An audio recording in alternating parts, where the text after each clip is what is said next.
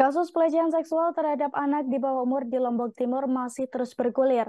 Kini polisi juga telah menetapkan dua pria dewasa asal Kabupaten Lombok Timur sebagai tersangka.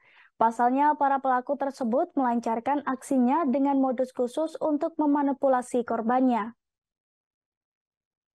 Tersangka memberikan doktrin dan informasi yang keliru pada korbannya, Tribunars, dengan mengatakan bahwa apa yang dilakukan pada para korban adalah pemberian cahaya dan mengaku dirinya sebagai wali Allah.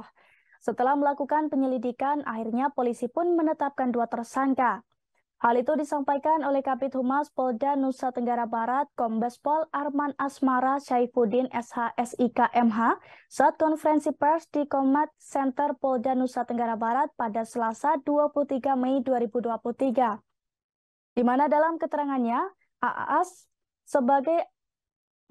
dalam keterangannya, sapaan akrab Kabid Humas Polda Nusa Tenggara Barat mengungkapkan bahwa pada tanggal 4 dan 16 Mei 2023, Polres Lombok Timur Polda Nusa Tenggara Barat melakukan penangkapan.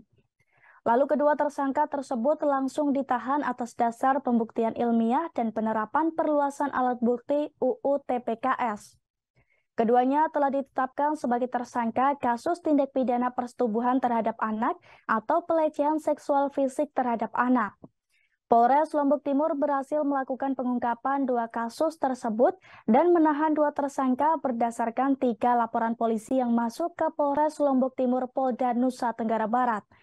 Kedua tersangka yang diamankan yakni M, pria 40 tahun asal Kota Raja Sikur, Lombok Timur, di mana ia diamankan berdasarkan laporan polisi 1 dan 2 dengan 2 orang korban yang merupakan warga setempat. Kemudian tersangka kedua HSS, pria 38 tahun alamat Desa Sikur, Lombok Timur yang merupakan tersangka laporan polisi ketiga dengan 1 korban anak di bawah umur warga desa setempat. Selain mengamankan 2 tersangka, polisi juga mengamankan sejumlah barang bukti untuk memperkuat dugaan tersangka. Di antaranya pakaian korban, HP korban, dan juga HP tersangka. Sementara di Reskrimum Polda Nusa Tenggara Barat, Kombes Pol Teddy Ristiawan SIK pada kesempatan itu ia menerangkan bahwa seluruh kasus tersebut sudah ditangani oleh Polres Lombok Timur.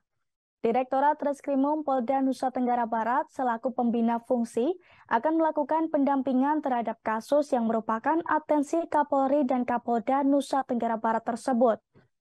Bahkan menurut pihaknya akan melakukan pendampingan dan akan berusaha semaksimal mungkin untuk melakukan pengawalan terhadap kasus ini hingga ke pengadilan. Sementara untuk korban, Direktur Reskrimum ini berkomitmen untuk membantu agar korban mendapatkan restitusi sebagai program pembinaan. Sementara Kapolres Lombok Timur, AKBP Heri Indra Cahyono SIK MH yang juga hadir pada konferensi pers tersebut menjelaskan bahwa kasus pelecehan terhadap anak di bawah umur tersebut sudah ditangani dengan baik oleh unit unit PPA Polres Lombok Timur. Ia menjelaskan untuk korban saat ini sedang dalam penanganan PPA dan LPSK. Sedangkan tersangka sedang dalam penanganan penyidik Polres Lombok Timur. Kapolres berharap kepada seluruh masyarakat, terutama warga Lombok Timur, agar kasus diberikan kepercayaan sepenuhnya kepada Polres Lombok Timur dalam menangani kasus ini. Dengan tujuan untuk menjaga kondusivitas Kamtibmas di wilayah Lombok Timur khususnya.